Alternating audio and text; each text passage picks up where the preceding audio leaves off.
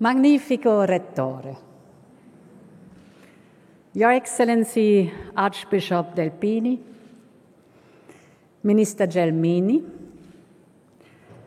President Monti, honorable members of the Italian Parliament, honorable member of the European Parliament, Patrizia Toia, President Prodi, Mayor, distinguished guests, dear students and faculty.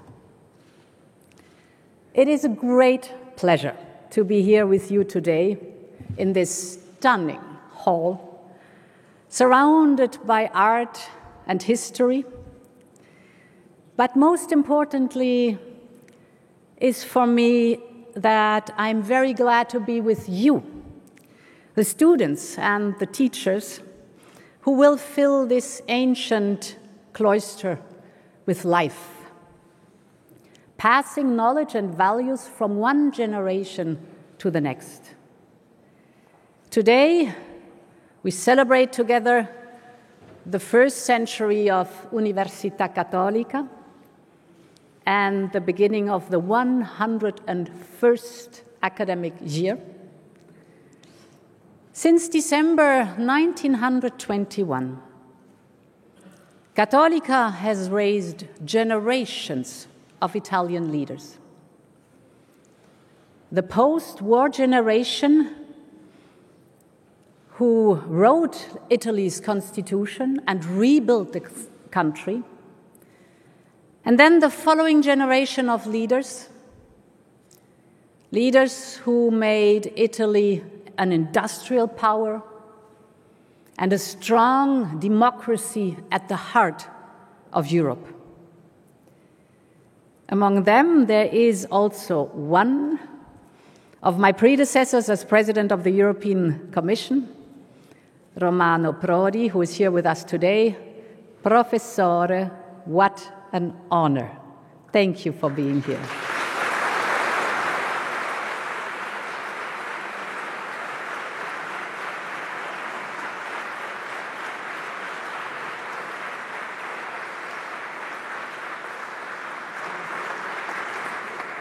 And now a new generation of leaders is being raised here. The generation who will shape the post-pandemic Italy. And that generation is you, the students who are here today and who are listening in the other room. In a few years from now, you will be the young professionals bringing with you fresh ideas and new energy. The future is in your hands. It belongs to the next generation of Europeans. And this makes me confident. Even if the fourth wave of the pandemic is upon us, and in spite of all the uncertainties we are still facing, you aren't just the first generation of digital natives, the most connected ones, the most educated generation in our history.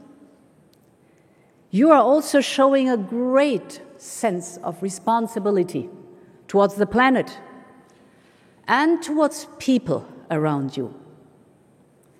Since the beginning of the pandemic, young people have truly led by example. Here in Italy, over 80% of people your age are now fully vaccinated, a higher percentage compared to people a few years older than you. And at Università Cattolica, you have put your skills at the service of others. And thanks to professors and staff who have always encouraged solidarity and volunteering. For instance, I was told that senior students created study groups to help freshmen. And in Piacenza, marketing students are helping local NGOs to reach out to new donors.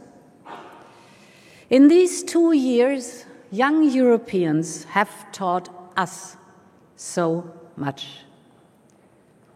So I would plain and simply want to say thank you. Thank you for setting the example and for urging us to aim higher. The future of Europe is in good hands. Now, I would like Europe to give something back to you. I believe Europe must work first and foremost for the next generation. Voglio un'Europa al servizio dei giovani.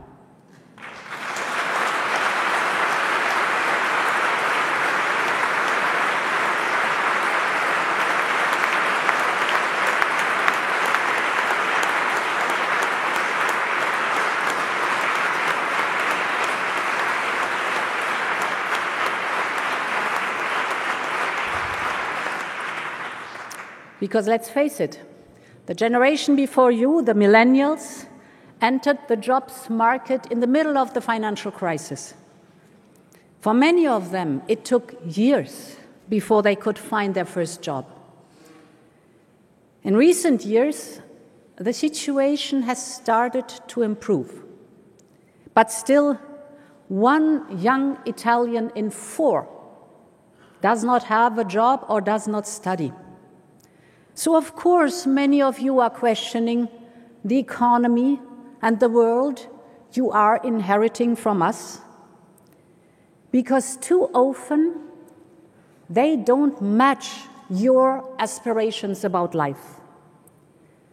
Europe's young people do not only aspire to good jobs that pay well, you also want to work for companies that are ethical companies, that take responsibility for the planet and for others. You demand fair working conditions and the chance to build your own family, and rightly so. And you deserve it, absolutely nothing less than that. Because the future that is at stake, that's your future. And the tide is finally turning. Thanks to European solidarity and to Italy's successful handling of the pandemic, the Italian economy is growing faster than at any time in this century. Italy's economic output will rise to pre-crisis level already mid-next year. That means by the time the most senior students among you graduate, demand is growing and companies are hiring. Never in recent years have so many jobs been vacant. And yet, too many young people are still unemployed. In these months of economic recovery, youth employment has picked up more slowly than the overall employment rate. So it's time to fix that. I want an economy that works for young people like you. An economy that matches your expectations. A European economy for the next generation. And our union has taken many different shades through the decades since it was created. At the beginning, Europe was all about peace and reconciliation after World War II. It was about finding our place in a world split by the Cold War. Teachers and graduates from this university had a huge role in bringing Italy at the center of Europe and shaping the idea of Europe. And then, generation after generation, Europe was always work in progress, step by step. It has grown from an economic community to the political union of today. And thanks to European elections, thanks to Erasmus, thanks to the Lisbon Treaty, a European citizenship has progressively emerged. And in these last 2 years, Europe now has again taken a new step forward in how to respond to this crisis. For the first time in our history, we joined forces to procure and produce vaccines for all Europeans. It is because of this that we now have all the doses we need to face the fourth wave in the pandemic. And for the first time ever in our history, we have put together a recovery plan financed by us, the European Union of 27, to help each member state recover and reshape its economy. And we call it Next Generation EU.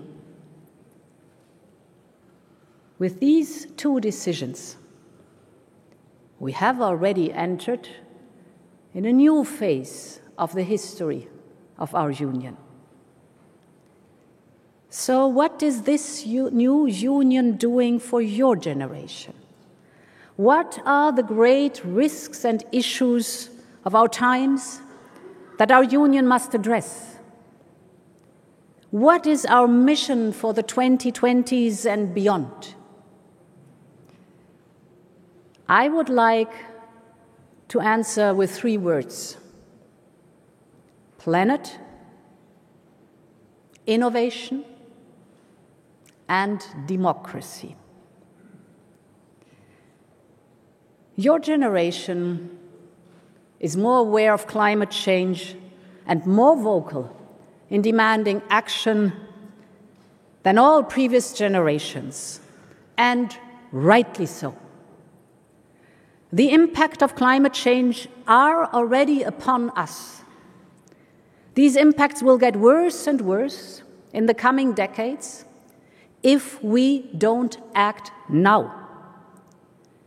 Climate change is man-made. It's us. So because of this, it's us who can fix it. This is the call for empowerment, for obligation, and for responsibility to do something about it. We can do it.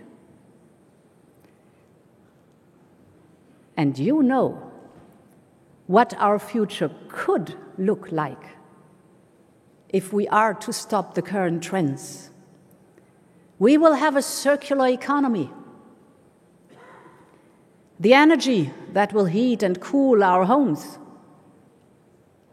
will no more be from dirty fossil fuels, but from clean renewables.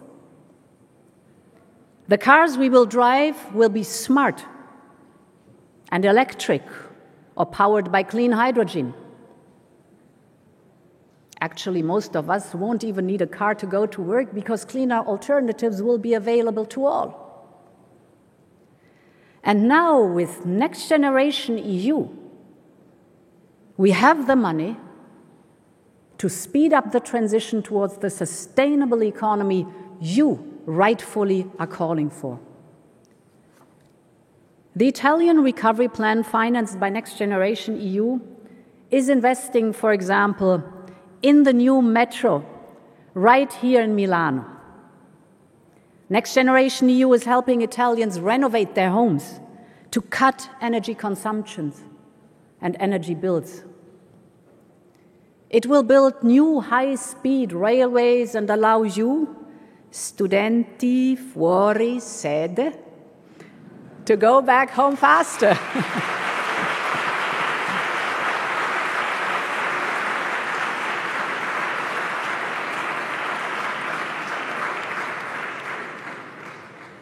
We are unleashing a green transition and investment wave unseen in European history. But beyond investment, the transition to a more sustainable economy needs new ideas and new lifestyles. The European Green Deal must become tangible and touchable in everybody's life. We need to add a cultural and an emotional dimension to it. And this is why we have launched the new European Bauhaus project. We have to rethink the ways we build our buildings and our cities. We want them to be more sustainable, but we also want them to be more beautiful and affordable for everyone. Sustainability, aesthetics, and inclusivity. These are the three core principles of the new European Bauhaus. And here in Milan, you are already putting these three principles in practice. In fact, one of the first projects to be awarded under the new European Bauhaus was developed right here in Milan. It's an urban renovation project for an area on the outskirts of the city called Porto di Mare. The plan is to turn the area in a 15-minute neighborhood where all the essential services can be reached by foot in less than 15 minutes. So schools, connections to the city center, a new food district with shops and restaurants. Everything will be on a human scale and more sustainable.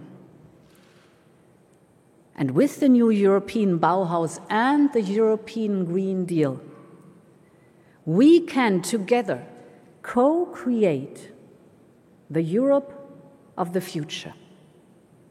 More livable, at peace with the planet, fit for your generation. I'm very glad that Cattolica has become a partner to the new European Bauhaus and has decided to focus on linking beauty with social inclusion. The second mission for our union is innovation. Italy has always been a country of innovators and creative minds. And just look at the new innovation district here in Milan, the former Expo area. It is already attracting bright researchers and big companies from all over the world. Or think about the boom of smart agriculture in Italy. A new generation of farmers is using artificial intelligence and drones to make Italy's food even more high quality and sustainable. Only if we invest in innovation can we create the good jobs you seek, and can we make Europe more competitive on global markets. And let me take you to just a couple of examples on how Europe is doing that. For example, on one hand, we are investing heavily in digital technologies. Next Generation EU, for instance, will bring high-speed internet connections to factories, to farms, and to families across Europe, and it will help small business digitize their operations. Or on the other hand, we want to invest in young people like you. Here in Italy, Next Generation EU will support talented young people who cannot afford university, both with scholarship and by tripling the capacity of student houses. It will help universities hire young researchers, and it will fund new PhD programs designed to match the skills that companies need. More than 15% of Italy's recovery plan, that's 31 billion euros, will go to education and research, rightly so. And every euro that is invested in research and education is a euro well spent, So allow me to quote your speech, Magnifico Rhetore, at the opening of the last academic year. You noted that universities were born in times of transition and transformation. They were first created in the late Middle Ages when philosophy, science, and technology were transforming quickly. And then they were born again in the 19th century during the Industrial Revolution. In both cases, and now I quote you, universities were the byproduct of the transition, but also the engine of change. They fed on the past to rethink it and shape the future. End of quote. I am confident, just like you, that universities once again will be the engine of change because they are creative institutions, as you've just said, a place to learn from the past and innovate our way into the future. The third mission I would like to talk about has to do with revitalizing our democracies. Just like our European Union, our democracies, too, are constant work in progress. Democracy is never completed. It must always be cared for and always be worked on. And this is what makes it stand out from autocracy. Think about Università Cattolica's 100 years of history. The university was created at a crucial moment for Italy's democracy. Millions of people had just gained the right to vote for the first time. The Italian Catholics had just accepted to join Italy's democratic life and had elected their first representatives. Those were times of great expectation and huge hopes. And yet, in a blink of an eye, Italy's democracy was destroyed by fascism. And the same happened just a few years later in my country, Germany. Nazi Germany brought horrific death, unprecedented suffering, and devastating destruction over a whole continent. But after the war, democracy was rebuilt on stronger foundations. We built a European democracy. Of course, each of our democracies is slightly different and unique. It is shaped by our people and our history, by our own cultures and constitutions. But ultimately, democracy in all its forms comes down to the same thing. It gives people a voice. It gives the ability to change things at the ballot box. In democracies, we even fight for people's right to be against us, to be able to speak their mind or to change their mind, to be free to be yourself, so that if you are different from the majority, you are always equal before the law. A system where power is given and taken away by citizens and framed by checks and balances. Democracy is government of the people, by the people, and for the people. That's democracy. But we must not take democracy for granted.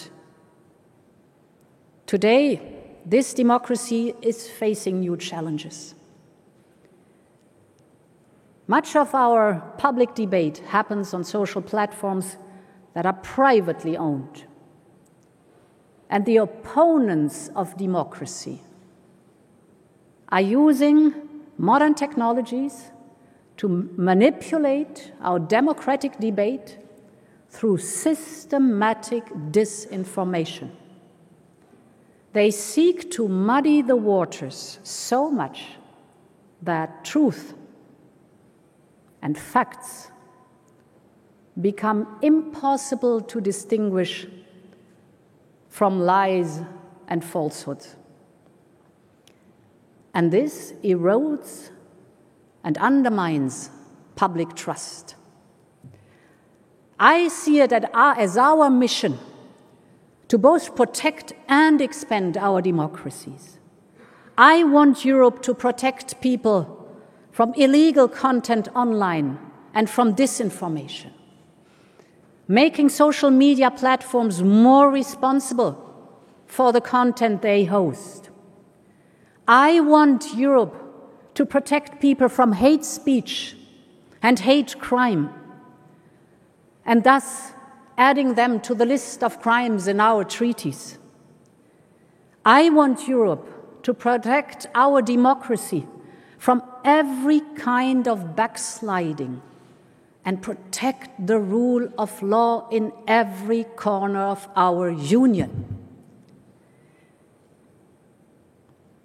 But this is only one part of the job. We need you. We also want Europe to engage more with you and listen to what you have to say and what you demand from Europe and what your dreams of Europe are. It is for this reason that I have proposed to make 2022 the European Year of Youth. We want you to make your voice heard. We will open new spaces to discuss European policies with you, where you can tell us about your aspirations for Europe. And we will encourage each member state to do the same. Our democracy needs your engagement. So speak up, and Europe will listen. Voglio un'Europa per I giovani e voglio una Europa dei giovani.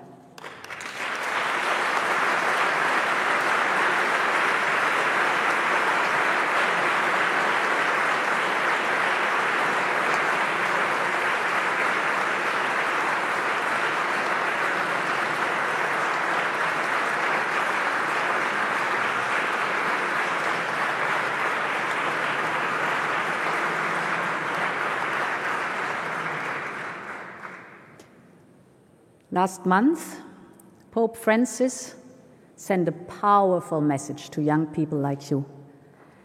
He spoke about these pandemic times and how to move past them. The Pope said, and I quote, "Whenever a young person falls, all humanity falls. Yet when a young person stands up again, the whole world rises as well."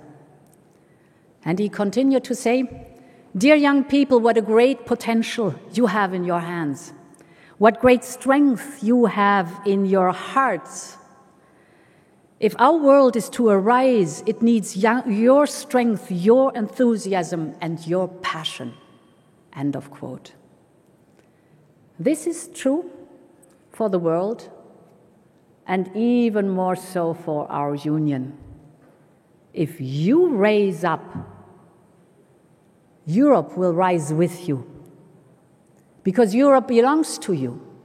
Europe that is you.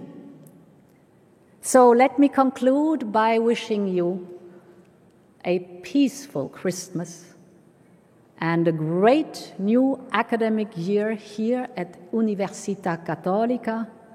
Buon Natale e viva l'Europa!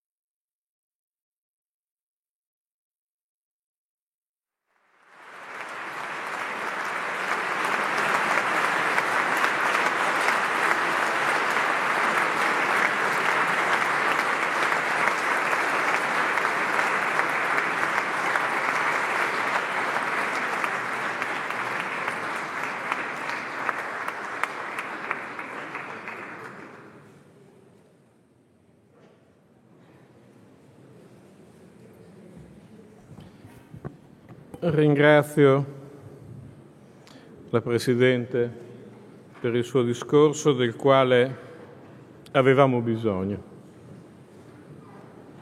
We needed such a speech, Madam.